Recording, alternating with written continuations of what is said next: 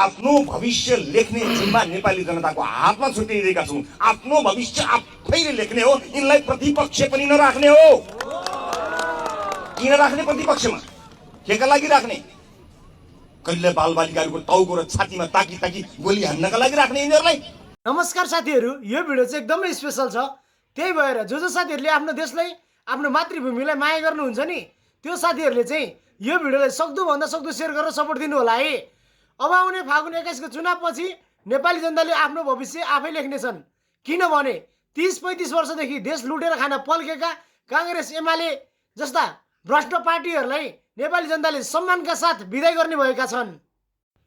अब तपाईहरुले भन्नु होला, कांग्रेस एमालेलाई किन विदाई गर्ने? कांग्रेस एमालेले 30-35 वर्षदेखि देशको नेतृत्व गर्यो। देशमा आफ्नो कार्यकर्ता मात्र मजबुत बनायो, आफ्नो कार्यकर्ता मात्र पाल्यो। नेपाली जनता दिन प्रतिदिन गरिब हुँदै गए, विदेश जानको लागि, विदेश पलायन हुनको लागि बाध्य भए, आफ्नो जन्मेको मातृभूमि छोड्नको लागि बाध्य भए। नेपालमा भएका कल कारखाना, खोला नाला, वन जंगल बेचेर खाए, देश ध्वस्त बनाए। देशमा भएका नेपाली जनताहरू दिन प्रतिदिन गरिब हुँदै गएका छन्, धनी झन् धनी हुँदै गएका छन्। यसको मेन कारण भनेको यी दुई ठुला पार्टीले गर्दा हो। त्यही भएर अब आउने चुनावमा सम्मानका साथ यी दुई ठुला पार्टीहरूलाई हामीले विदाई गर्नै पर्छ। देशले त्यसपछि विकास र निकास पाउनै पर्छ। 30-35 वर्षदेखि कांग्रेस एमालेले के गर्यो त?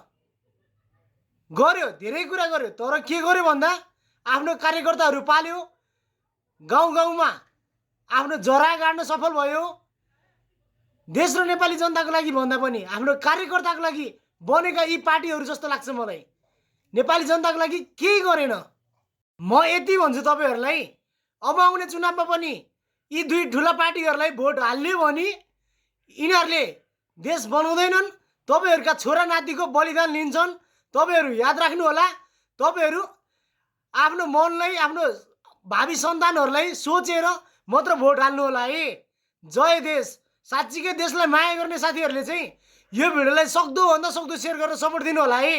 हेरौँ कति साथीहरूले आफ्नो देश र आफ्नो मातृभूमिलाई माया गर्नु हुँदो रहेछ, यही भिडियो मार्फत थाहा हुन्छ ल।